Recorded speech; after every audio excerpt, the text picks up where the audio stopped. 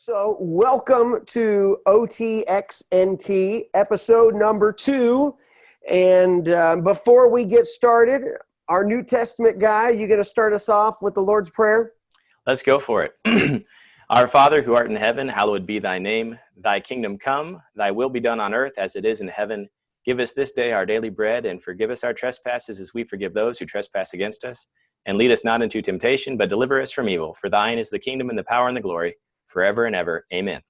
Amen. All right. Excited to be here. 2 in a row here, 2 weeks. We've made it. I've already plotted out the rest of the year. So we've got a lot of time, a lot of plans. Dr. Marquez. Yes, topic. sir. So we had some discussion from things before I made my sticky notes of things I think we should be talking about over the next course of the months. But today is more of a New Testament topic. So line it up. What are we going with? So I think we're looking at the question of ordination and some church office questions. Deacons, pastors, elders. Should we add some bishops in there? No. Look, man, okay. Look, just as we continue on these, I'm a Baptist, so we can talk about some of these terms, but I don't have that in my tradition. You like reading a lot of the other stuff, so you're there. I know that you can talk a lot more about it than I can. Well, I remember when we were installing our director of missions, one of the questions that came up was, what do we do if you've got some church discipline issues? And one of his answers was, sometimes you have to kind of assume the role of the bishop. And I'm like, what? I've never heard a Baptist mention the word bishop. But we do have kind of an unbroken chain, an association in the Southern Baptist world where we've allowed, folks to assume some sort of hierarchical guidance over us, not necessarily full authority. But we just have such a different view of this than other denominations. And I think it's biblical. But where do you want to start off on this thing? You want to start off on office questions and deacons? Well, let me start with this. So kind of a real life scenario. You and I both have talked about this for a while because it comes up. I mean, so here's the inevitable question. In the Baptist world, right, we do have people and churches that as they start or as they're going through a process of kind of rethinking church, that inevitably come to the question of, do I need deacons? And I think part of that's rooted obviously I think there's 2 parts to it. So one of it is whoever's leading on that is usually coming from one of 2 scenarios. One is a traumatic experience dealing with deacons in that there were people who were probably on that deacon committee, that deacon board, deacon body, or whatever you call it, that were probably people that would not actually fit the biblical qualifications. Either that or the guy who's complaining just didn't fit it and his deacons were kind of calling him out. Or it was just from an improper understanding of what they're to do. Because I know in a lot of churches, even in our Baptist world, we're off on what does a deacon do? And why do you need him? So some will say, well, we don't need him anymore because it just means servant. And others will say, no, you need him. And the next thing you know, the deacons are making all the decisions. And then there's not really a distinction between elder or deacon. So I think one of the first things I at least want to kind of throw it out there is, let's just deal with question number 1, which is the office of deacon, does that exist? And is it needed? Or are they simply just servants? So let's start it out. I'll chime in, but I'm going to listen to you, Mr. New Testament. So my thought on deacons in general is that they are a biblical office. They arose out of a need in Acts. If we go to the disciples trying to figure out how does this new church work, we are delving into the Word, trying to really understand the Bible in light of the Holy Spirit being given and Christ ascending. And so there are needs of the church, and these needs are taxing the time of the apostles. And if we have presbyters in place, I'm not sure just yet, but the church leadership is taxed, and so they say, church, choose for yourself 7 men of high regard, so that we can deal with the feeding of our sick widows. So I do think that says that it's apostolic, it's right. There's nothing wrong with having deacons. Do you need deacons? I think that the general view of the church throughout history is that you have two offices at least, deacons and pastors. So when we get to qualifications in Timothy, we see deacons are there.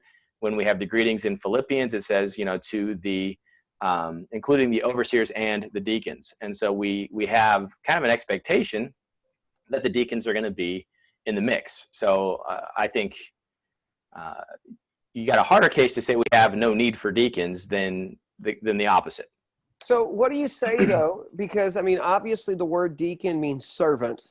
What do you say to people who say, well, look, they're just servants of the church, and so therefore it's kind of more of a blanket terminology that really all you need is pastors, and then you can have kind of your volunteers, and those are essentially deacons. What do you think about that?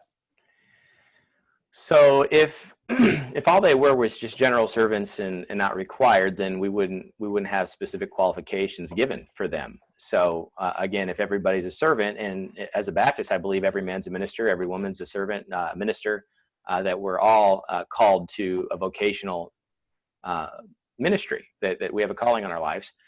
Yet the Bible affirms all that to be true, and it also then creates this office of deacons that you can't just have anybody be a deacon. And so that to me says that this is separate, this is different, and there's a right way to do this. So I would say the Bible expects that the church is going to have deacons. Yeah, I mean, obviously, when you look at 1 Timothy 3 and you look at the list beginning in verse 8, right, you're seeing he's made a list of, he's very specific. Right before that, he starts listing what the overseers are to look like. Then he gets into deacons. And so for someone to say, well, deacon just means servant, therefore it means it's pretty much anybody in the church. This is, granted, when I preach this passage, I do tell my people, whether you're going to be a pastor, whether you're going to be a deacon, these are all things, they're all good qualifications for every Christian. Like every Christian should shoot to be what those are in terms of what those qualifications should be. Yet there is a standard that is specific to what that office should be, meaning that if you are not those, it's not just simply, well, aspire to it. It means that this should be pretty much the air about who you are in order to be one in the church, in order to serve and to be this. So it's not just these are great, think about this, this is for everyone across the board. You should still aspire to that, but it is specific of an office. It's specific of a group of people who are to serve in the church. Yeah, so I've never really understood or connected well with the groups that are like, we don't need deacons. I think it usually comes from, like you said, a bad experience. I see it two ways. One, a bad experience, so I'm not going to put myself in that situation again. So I won't have deacons. I'll have something else. Or it comes from the other side of, I don't have people I can really count on to fill that office, so maybe we don't need that office at all. And I think, one is a development of upcoming leaders and good men of the faith, and the other, you can't cast aside church tradition and biblical guidance because you had a bad experience. That's people have had bad experience with pastors too. Are we going to throw away the pastor? Some do. I mean, we know some do. Some do say we're done. Yeah. So I mean, okay. I guess alongside that question then is, what should a deacon be doing, right? Because if you're going to have a bad experience, probably that means as a pastor, that relationship between pastor to deacon is out of whack. And so there's probably something that has gone wrong. And look, as a pastor, I am not saying that it's the deacons who are wrong, and that's why you've had a bad experience. I know plenty of pastors who have messed things up because it was them who were off and what they were demanding, and that's the deacons kind of had to step in. But I do know a lot of scenarios where our deacons are not actually seeming to do what the biblical office is telling them to do. So if you look at the text, Andrew, what do you imagine, and I'm not going to say imagine, how do you interpret? Because that's what it comes down to. It's not imagine. How do I interpret the office of deacon, and what should it be doing if, in fact, you connect it, like I do, to Acts chapter 6? Well, I think that's the key. The deacon should be deaking.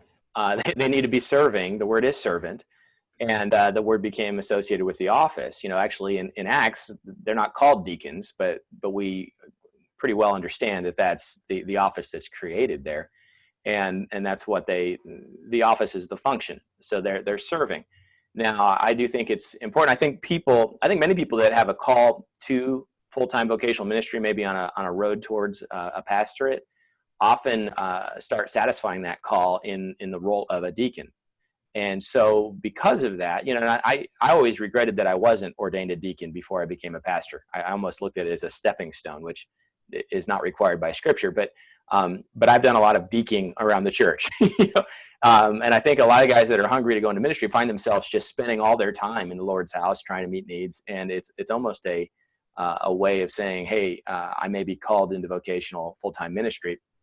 And so because of that, I think some guys end up in that office of deacon, and they're almost putting the cart before the horse, and they start trying to move into the leadership role, more of the eldership pastor role, because that's where they feel called, but they're kind of doing their time as a deacon. And so it can become problematic if you have a group of deacons who now are trying to act as the elder board, the presbyter board, and start kind of confusing the roles.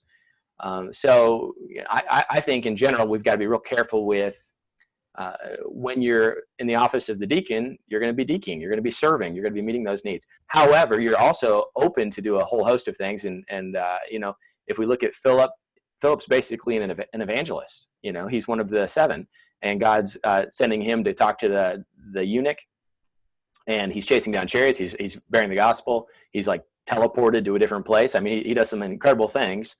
Stephen is a preacher. An apologist. He's bringing the gospel directly to the Jewish leadership. He dies as a martyr, not for serving. You know, he dies as a martyr for preaching. And so I think that we need to look at that office and say, okay, when you're functioning in this office, this is what you do. But it doesn't mean that you can't also be doing these other things, which really we wish all our members were being more active as evangelists and sharing their faith wherever they can. So I think that in general, that's why maybe you start seeing the deacon board start functioning like a board of trustees or a governing body for the church. And I think that's where we get into trouble. So let me ask you about that, though, all right? Because, you know, there is a piece of that where I do wonder how much should a deacon body be doing, helping make decisions with the pastor, right? Because if you look at the list, right, if you look at, and one of the major things that you notice between, at least by looking at the difference between overseer and deacon as it's portrayed in 1 Timothy 3, is one of the biggest distinctions that comes between the two is the pastor, the overseer is, in verse 2, he's called to be able to teach. That's a standard, like you should not, and this is my feeling of this, you're not a pastor if you're not a preacher. That those are uniquely tied together. And so if you're not called to teaching and preaching the text, then that's just not for you. Now, the deacon side doesn't have that in there. The deacon, there is no qualification. He doesn't need to be a preacher. He doesn't need to be somebody who has to open and study. I mean, that's part of chapter 6. He says, so we will attend to the ministry of the word. Right. And so there is that aspect, right? So I think what I see at least is the one major distinction that we do have is the pastor teaches and preaches. That's his role. The deacons are supposed to help so he can continue to do that. So the question is, though, maybe on the other side of that, is it out of the bounds for the deacons to then, though, help make decisions with the pastors, about the direction of the church? Or should they really just be confined to making sure, for instance, building and grounds and maintenance and making sure things are locked and lights off and all that kind of stuff. I mean, so is their role going to be, can their role be larger than just some of those basic kind of servant? And let me just say this too. I think a big part of this as well, one of the reasons why, and we'll talk about women in ministry too in a second, their wives are part of that, because obviously they're going house to house. I think that's implied in the text of how they are and how they're to be able to talk, that husband and wife are going in. And so there's certain things that they need to be seen as faithful for. So I think a pastoral care aspect is part of what a deacon needs to be doing. But what about beyond that? And I want to go back to the pastoral care thing in just a sec, but beyond that, what do you think? Should they be helping make decisions with the pastors?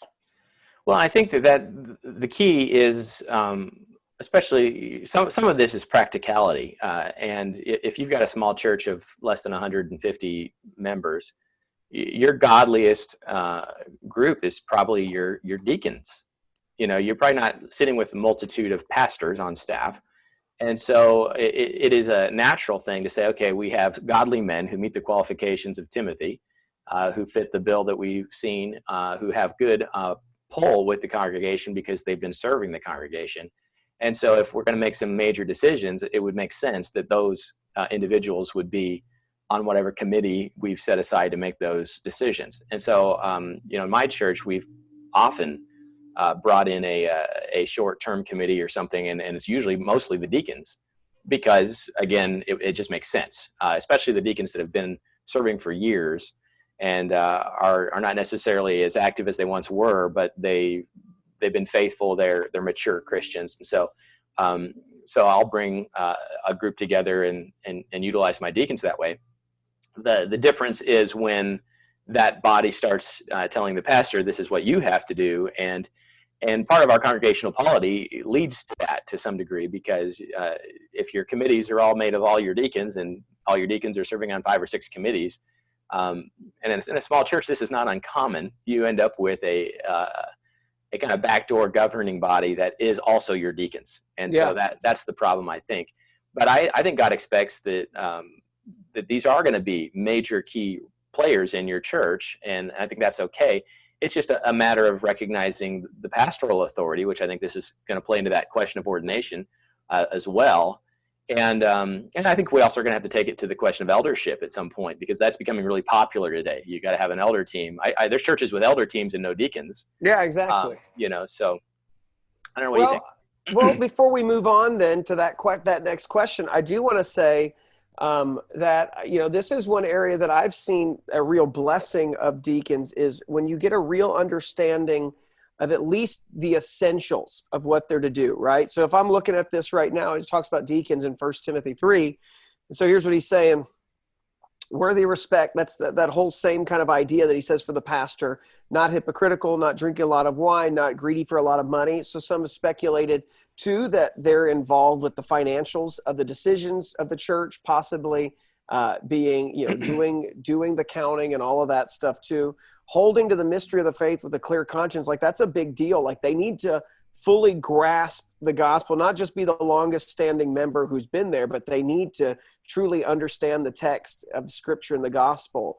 They must be tested first. If they prove blameless, they can serve as deacons. So there needs to be something really clear about their lives. Then he launches into the wives section, which I take that to be verse 11 to be talking about the pastor's wives and the deacons' wives, because of what a big deal it is to serve together. But then it goes to verse 12. Deacons are to be husband of one wife, managing their own children and their own households competently. And those who have served well acquire a good standing with themselves and great boldness. And so I think there's a part of that too, like at verse 13, there is a hidden aspect to what the deacon does too, which is that, that God's going to notice what they do, and it's going to be something that he will bless, that it's not going to be the front person kind of a job. But I do think that there is this piece that I see here, and I think you see that in Acts chapter 6, is they're attending to the daily affairs of stuff that's going on in the church, so that the pastor could remain faithful to his job. I mean, I've been in a church before where pretty much I was it, and was seen as the primary pastor, preacher, and primary pastoral caregiver.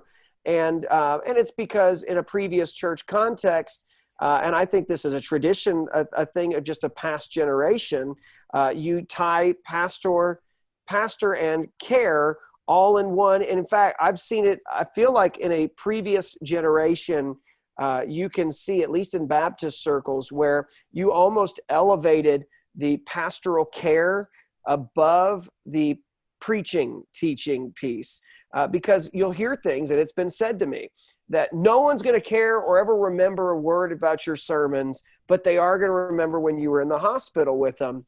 And I know that I'm trailing off on a different conversation here, but that's not what the pastor's called to. The pastor's called to the ministry of the word.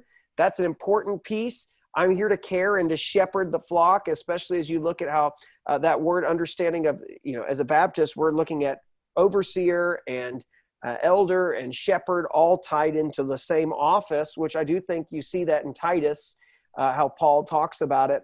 But at the same time, I don't think that the caregiving for the whole body, those everyday pieces that are happening, I don't think that is the primary function of the pastor. I think that is for your deacons, so they can handle the rest of that. And in fact, I think it's better for the church body to have other believers who are coming and caring for each other than expecting that it's the senior pastor, because when the senior pastor's gone, your care is gone, and it's going to come from somebody else, or it's not going to happen the way that you want it anymore.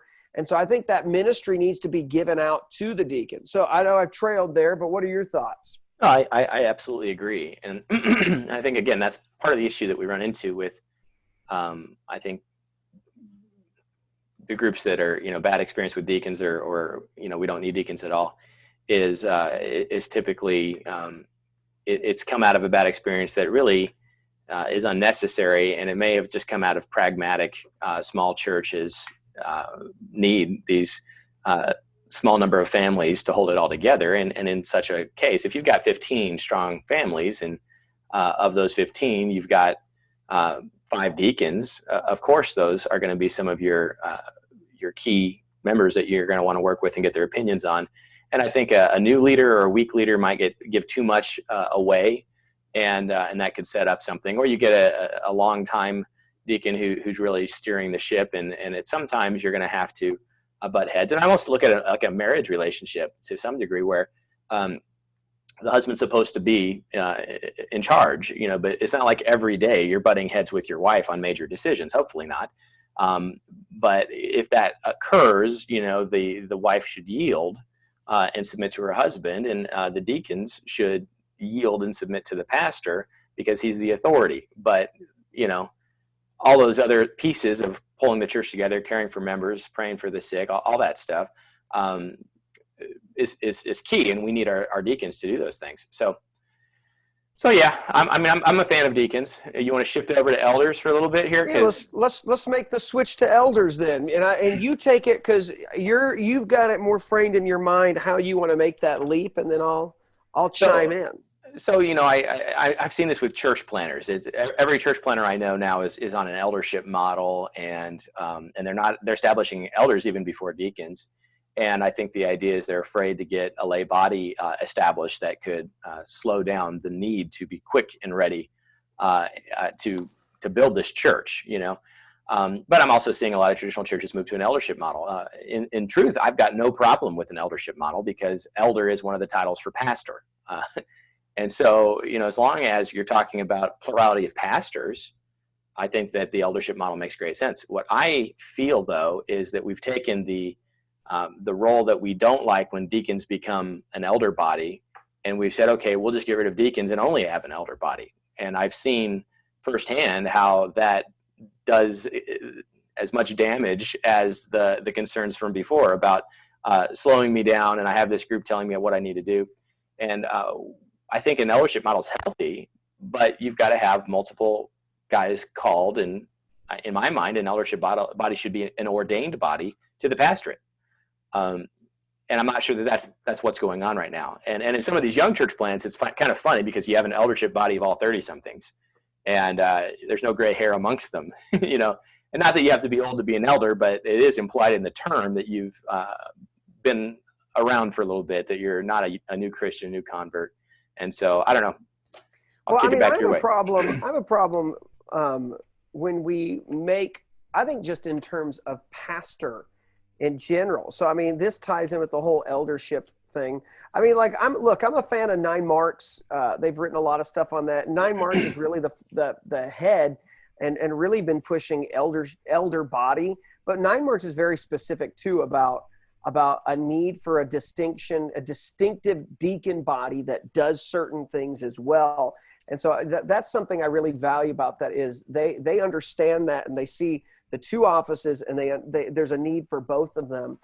My big thing, I think, is when we start getting into what do we have, what is it, I guess, what does it mean to be a pastor? You know, because I've been in certain churches before where pastor, you know, you've got a pastor for this or a pastor for that. And sometimes it's, well, he's a Christian businessman, so he's the administrative pastor, but not to hammer that on anybody. If you're part of a large church that has all of that's wonderful. I'm just trying to theologically try to understand, does your business background, should that be what makes you an administrative pastor? Or is there something more to it? Or what should the bare minimum be for what should be a pastor? So you want to take that for a second? Yeah, well, and that's the key for me, again, with eldership. We've got the 3 words for pastor, which is the shepherd, right? The presbyter, the elder, and then the overseer, the episcopate. And so, you know, I remember being at your ordination service, and I think David Johnson preached a sermon from Peter where it says, you know, those that you have been made a shepherd over, you know, oh, for goodness sakes, help me out, Ben. Govern the flock with whom you have been made pastor, yes. Right?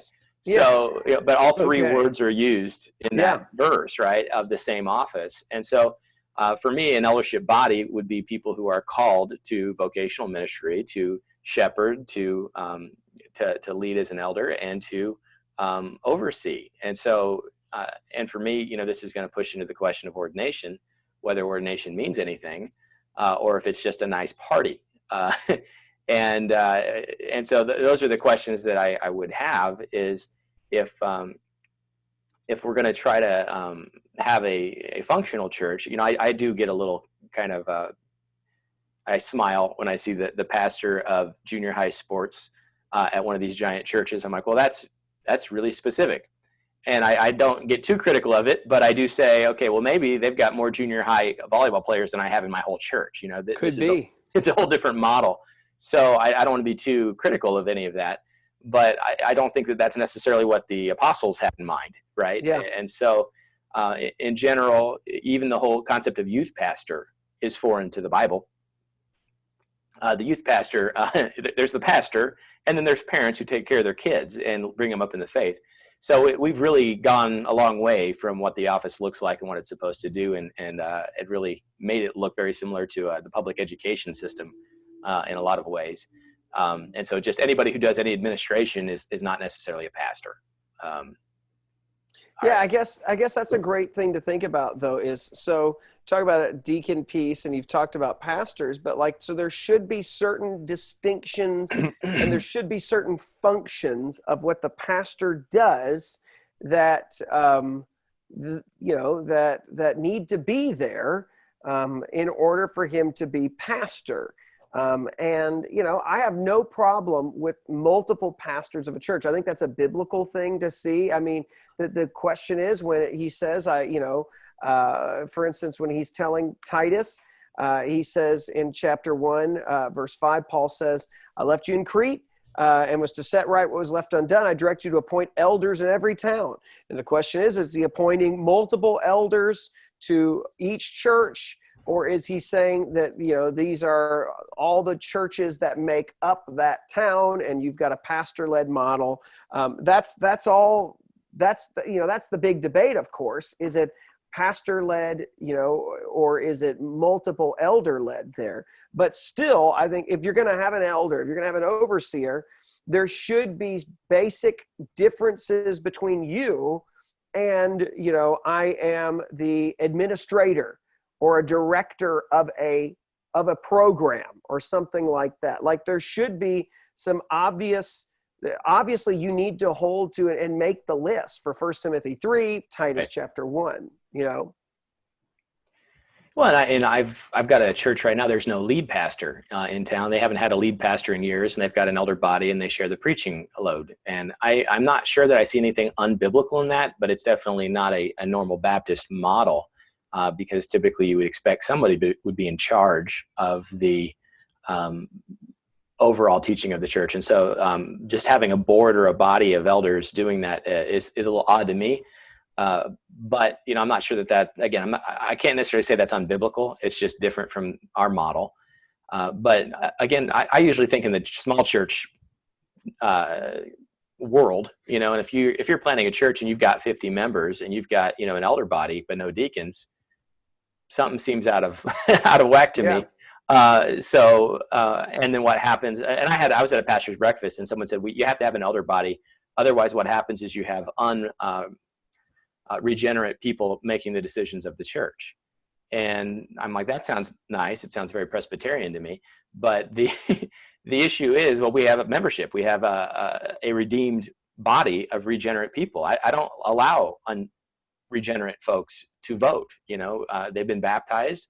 They've claimed salvation in Christ. And so I think, again, it's almost a way of getting like a two-tier membership that I think is unhealthy.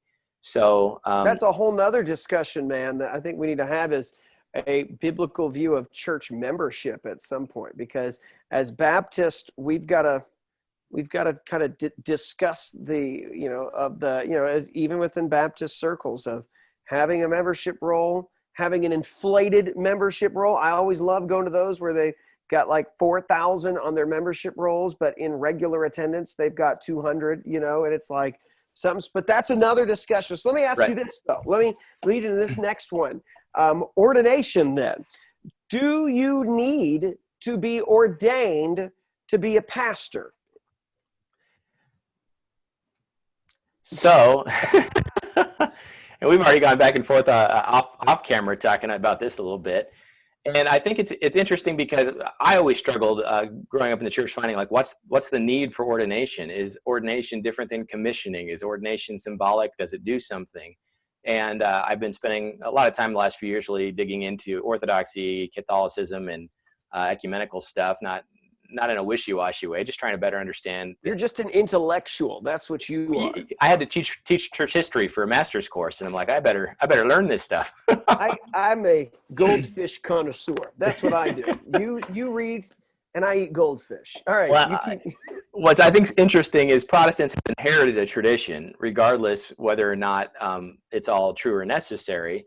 And so ordination typically is embedded in that succession of bishops, the succession of the apostles, where there was a laying on of hands. Whether or not this can be demonstrated historically to have happened, the claims of the Orthodox and the Catholics, and even the Anglicans to some degree, is that they have maintained an unbroken succession of apostolic connection to the apostles.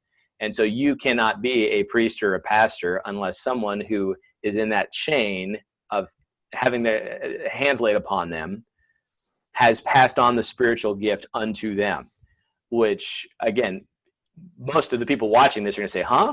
Really? They believe that? Because that's not the way we think of it. But we have inherited an ordination service that tends to do a similar thing with laying on of hands, and we usually try to have other pastors and church denominational leaders who are also pastors lay their hands on, and it's a symbolic idea of passing on that gift of that office to the recipient. And so I think, again, we believe in symbolic Lord's Supper, symbolic baptism, that these symbols are not imparting power so much as recognizing that God has called somebody. And so I would still hold to that, but it is interesting because we do have the verses. We have Timothy, don't neglect the gift that was given you through the laying on of hands. that there is something about this service, this call, this church recognition of their pastor that's important. So I think ordination is one of those symbols that is very important, and we need to get it right, and it does mean something. So, yeah, you got me thinking about this, because that's the question of, and everything that we've kind of talked about and looked up at to this point is, I think there's no instructions for how to ordain. There's no ceremony in the text for how to do it. I think the closest thing that we can find to ordination, or probably what it is I think it's pretty specific. I think it's got to be the laying on of hands. And as you referenced, that's 1 Timothy 4:14, where he says, don't neglect the gift that was in you, was given to you through prophecy with the laying on of hands. And I take that to mean, especially just finished preaching through Timothy not that long ago, that this is the affirmation of the gifts and his setting apart in ministry. And I think you see that in Acts too, where people will pray and set their hands upon someone to set them apart from ministry. So there's nothing spiritual. I mean, it's obviously spiritual, but I mean, there's nothing that's happening in there that adds anything extra. I take it to be, we affirm what we see in you. We understand that you have been given these gifts, and we are setting you apart for the ministry.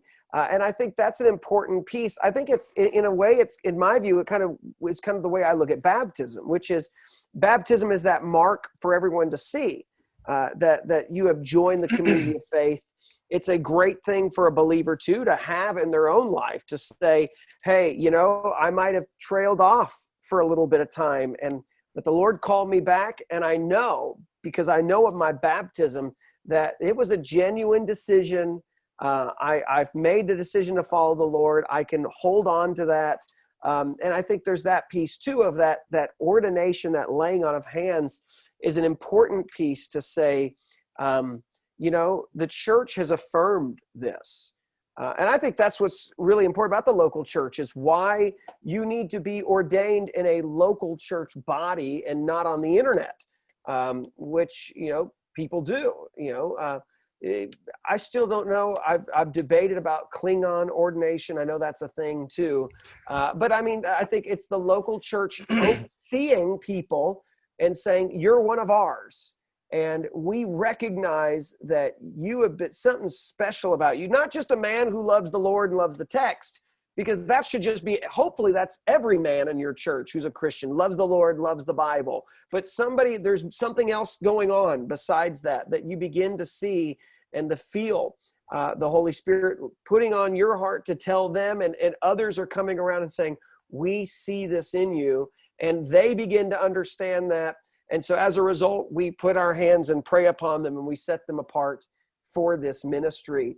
We affirm what God's been saying in them, and the church is affirming it publicly and just making that known. So that's kind of the way I've viewed it and seen it, especially on the New Testament side.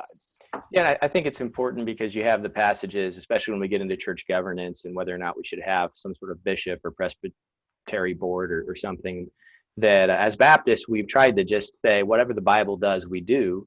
And so Paul laid hands on Timothy. The apostles asked the church to set aside men. So the church has a role. The church set aside Paul and Barnabas. They commissioned them for the mission work.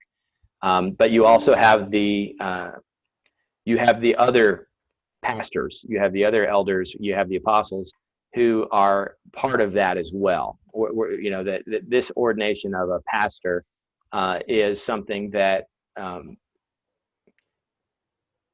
brings you into a fraternity of other pastors. And so we always try in our ordination services, at least everyone I've been a part of, to have other pastors be a part of that, and that they're part of that laying on of hands as well. And so I think that symbolizes something special. And it also, it communicates, I think, to the church a sense of pastoral authority, which is a whole nother thing that we could talk about, but is, that teaching responsibility, that setting aside for the preaching of the word, that capacity that God's given you to do that gift, is essentially also coming with some sense of authority over the other church members, that I am going to be God's messenger of the word to you. And so I stand on that authority, but there is a certain obedience of the church due to the office, the one holding the office of pastor. Yeah. And I think ordination communicates that in a way that makes it is necessary in my book. And ordination, I think, makes it clear that you have, for instance, if we're going to go by a list, if we believe that the text is telling us, look at these people, hold them to the standards that we see, both for elder and for deacon, then ordination is clarifying and saying, we believe these men meet these qualifications. And, and it is a process to say, it's not just saying, hey, we brought Bob in, he's one of the deacons, but Bob has been vetted. And we believe that, and everybody else recognizes that as well. I do have a problem with kind of how we have done it in the past, which is like, especially if you like, the way we do like deacon nominations and stuff like that, because anybody and their brother can like write a name down. But, have you really prayerfully thought about these people? And so I like how we do at our churches. We'll get a name, but really then what we do is we approach them and we have a process and we ask them, answer these questions. We begin to look at your life and to talk. And so when we begin to ordain somebody on the deacon body, we've already gone through a vetting and a background and prayed with them and talked with them, because when we present them to the church, they are going to be a representative of the church. They are going to carry with them, an ability to, so to speak, do certain things, but that anybody could do. But we're also saying there's something different about them, and God has set them apart to help and to speak into the life of the church on certain things, and to care for the church body. So I think there's something to it as well, that ordination helps say we've gone through the process. We know, and they meet X, Y, Z, And again, I think that's why it's important to have other pastors present, because who's the standard holder, and who's responsible to make sure that they've met the standards of Scripture, if not pastors. Yeah. And I think so the Baptists can be a little weak, I think, in my mind, on pastoral authority and the importance of that. But that's not fair, because every church is different from another. But the other question I would have is ordination. Does that church recognition, that ordination, that laying on of hands, do something permanent? So, our deacons, permanent deacons, our pastors, permanent pastors. And I just got to bring up the quote from the Baltimore Catechism of the Catholic Church, which says that very, very famous, so well aware of it. Yes. that holy orders, being ordained, essentially imprints the soul and it changes you for eternity. Like you are an eternally different individual due to this act, which, when I first read that, I'm like, wow, that's different, because I've wondered if deacons should serve a term and then cease to be deacons, or do we recognize their ordination forever? Also, and I believe that the instinct of the church is that once you've been ordained, you are set apart forever. But is that baggage we've carried over, or is there a biblical reason to hold that? Yeah. I think in one thing, obviously, I think it's the same for any pastor. You've been ordained. When you fail to meet those requirements, you don't remain pastor. I mean, you might remain ordained, but you're not, you in many cases, if you fail those in a big way, and certain things, and you don't turn around or anything, you're disqualified. And so your ordination's there, but that really doesn't mean much anymore. And the same thing with deacons. I mean, we've got deacons, and the hope is that those who have been ordained persevere and that they remain solid. And so that it's not a question, but how it is in every church, which is, I'm gonna just throw any random name. So any of my deacons watching, I'm not picking your name. I'm going to pick somebody else so you don't think I'm pointing any of y'all out. But Carl's on the deacon board, and you're ready for Carl to roll off because there's something off, right? And everybody, and this happens, people don't want to call Carl out for what he does. So Carl rolls off, and we're just not going to let Carl roll back in once his year's up, we'll put him on a different committee. Those are kind of, That's the sad thing.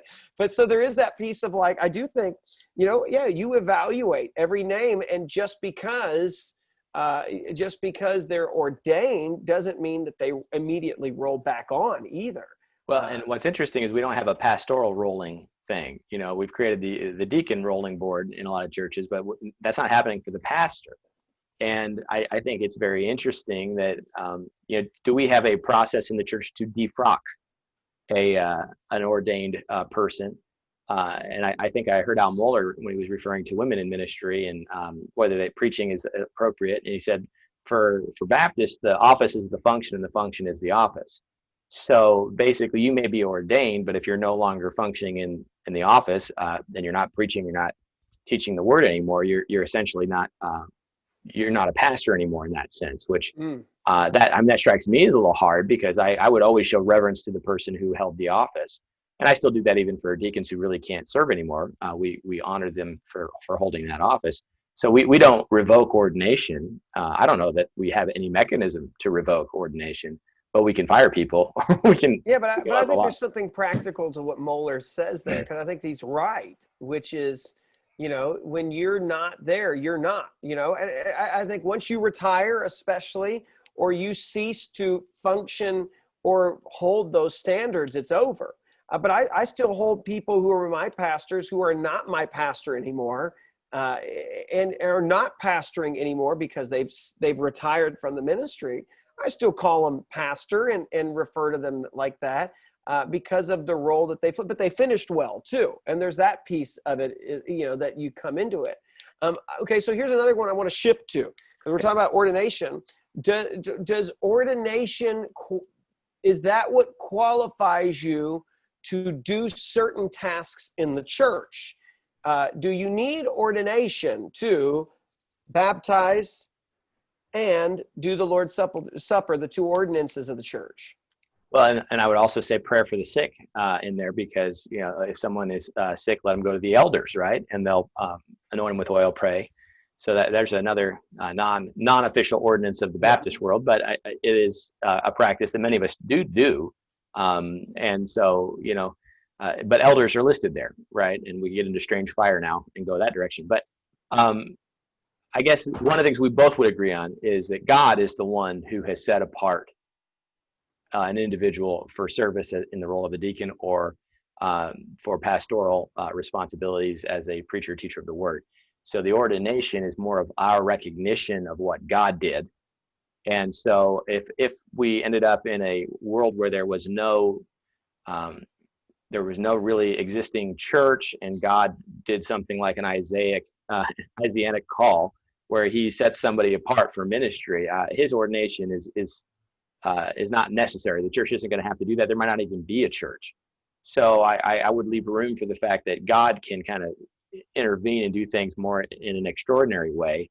But the normative way that the church has practiced is some sort of ordination of that individual that involves the church and other pastors. So, so I know this happens because I know of a particular situation even now of where we have someone who is about to plant and they're in that process with their group. They are the pastor of the group. And the church is excited to send them. COVID has gotten in the way of that ordination piece. And so there hasn't been much time to gather, hadn't been much time to even want anyone to know about putting hands on anybody to be able to do it. And so their group right now is meeting in a small capacity, but he has not been officially ordained yet. He's been licensed to the ministry. And so, but is there a problem with an individual like that who to do Lord's Supper or to baptize people prior to their ordination? I think the baptism question, that I think does not require a pastor at any time in history. It just has always kind of fallen on the pastor to do that. So and this is across denominations, to my knowledge. Anybody can baptize in the name of the Father, the Son, and the Holy Spirit. It's part of our Great Commission. So that one is not a problem. The Lord's Supper, it is an interesting question. And again, if it's purely symbolic, and we talked about this last week, then ultimately it's not a big deal.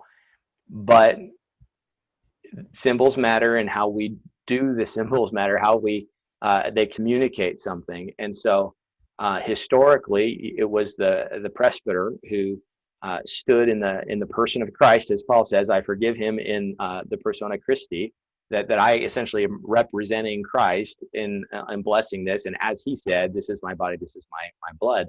I'm kind of I'm not Christ in that, but I'm asking Christ to come be present. So I think it's important, and it has historically been required that somebody who's ordained do that. Is it ordained, or someone who's just a pastor, whether they've been ordained or not? Well, how are they a pastor if they haven't been ordained, I guess is the question. Yeah. Licensing is more of a state mechanism, and we inherited that because you used to have a state license to preach because they didn't want just anyone preaching. And that's a part of that Baptist story, is the fact that we were being persecuted for preaching without a license. And so the license and the ordination are almost always tied together in some sense, but we can essentially license somebody that hasn't really fully come to understand their role in full-time ministry.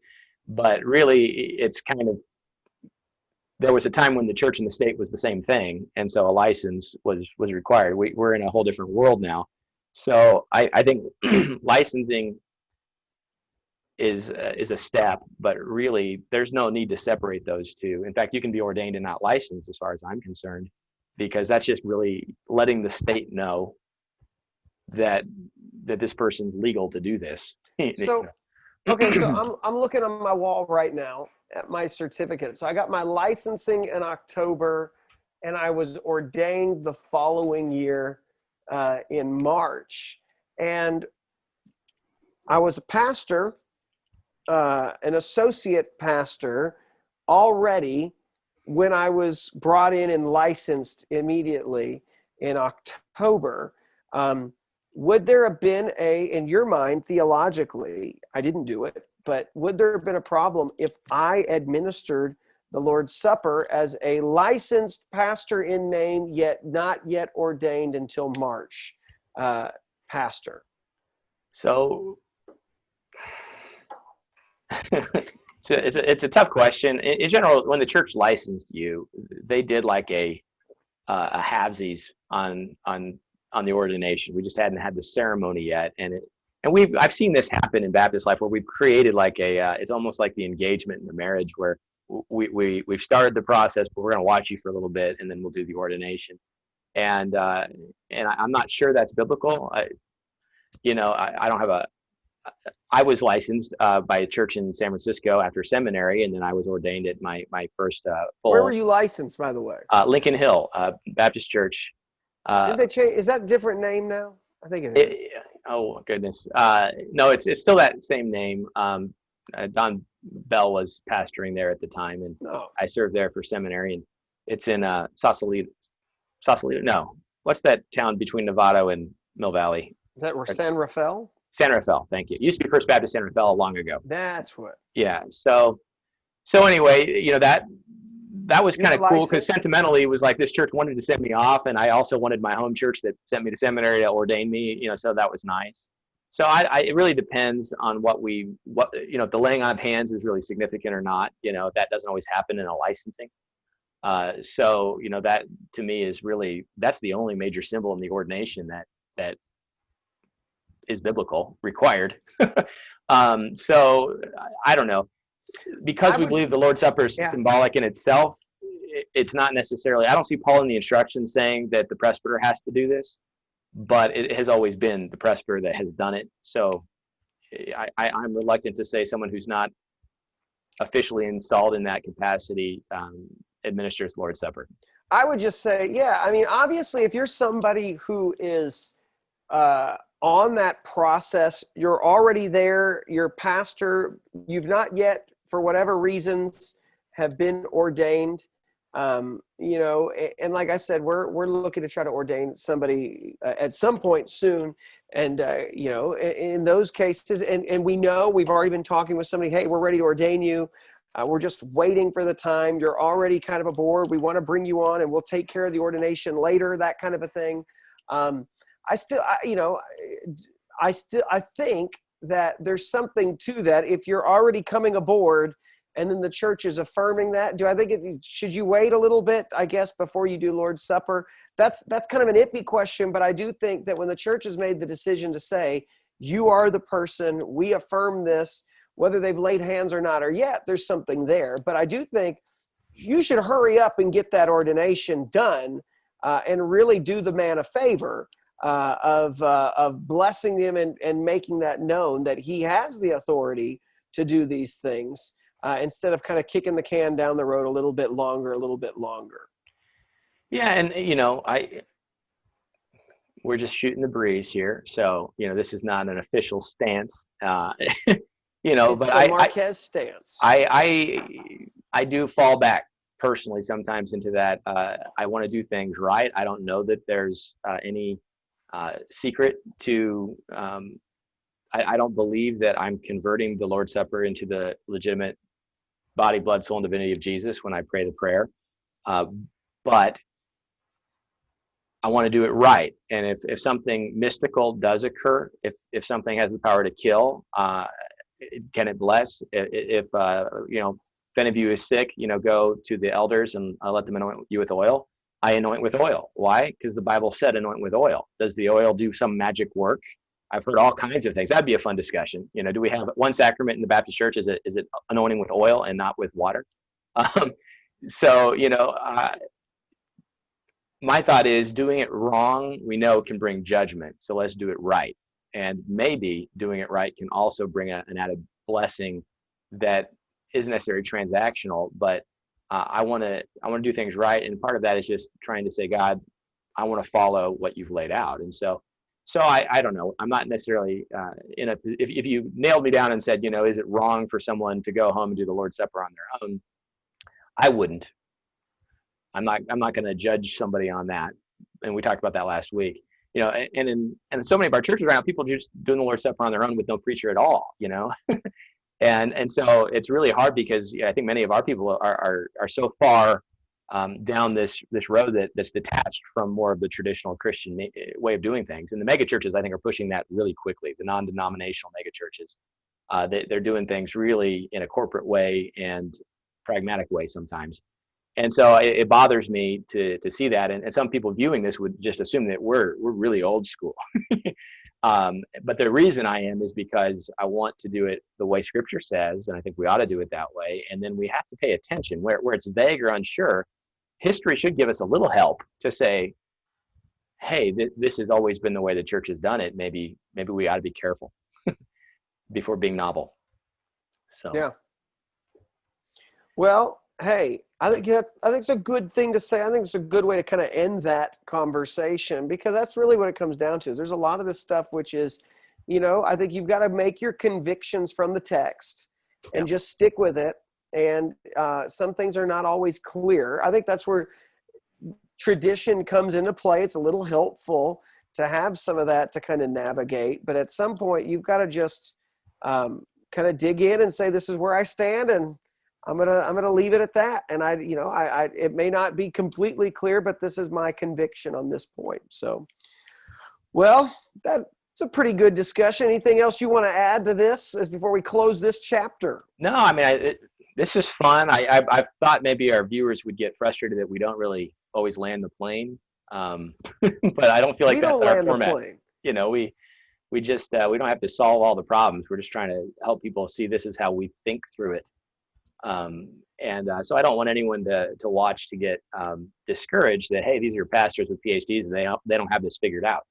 I think part of the great joy of being a disciple is always learning and always struggling and always asking God, help us to do things in the way that brings you glory.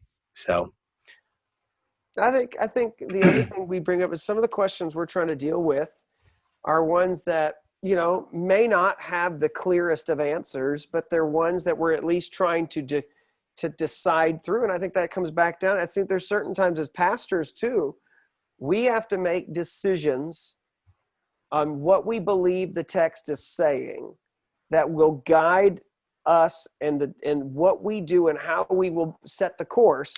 And sometimes it's not completely spelled out, but other times it is. So, I mean, like what we talked about right at the very beginning, I think it's 100% spelled out. You have to have the office of pastor and they have the office of deacon. That's a non-negotiable. Okay. Now we get into the iffy areas though of what is constitute laying on of hands. And I mean, a whole other thing we didn't even talk about today is the Old Testament side of what the laying on of hands did, and how that's just practice all the way through for at least on the priest side and what their role was. And so I think there's something special to that. But I mean, then what does that do? What does that enable you to do? That's where some of that stuff gets a little bit more unclear, and we have to kind of at some point kind of do everything you can, gather it all together, and then say, here's where I stand on this. And we might disagree with it, but we're looking at the text, trying to come to the best conclusion of how to do it. So, you know, I think and the more we talk, I think the more we process through it too, of, okay, this is a good place to be. And this has made me think more about that position that I've had. Hear, hear. Well, hey, we will talk, and next Thursday, come back and do it again. You know, and if you guys have questions or something you'd like us to talk about, put it in the comments or email us or talk to us at church, because I'm getting them too, and we'll do something. And so let's get ready to close, as we will.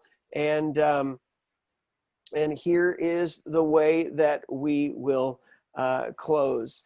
And it says this, it says, may the Lord bless you and keep you and make his face to shine upon you and be gracious to you. May the Lord lift up his countenance upon you and give you peace. All right, we are done. Thank you for watching OTXNT, and we'll be back.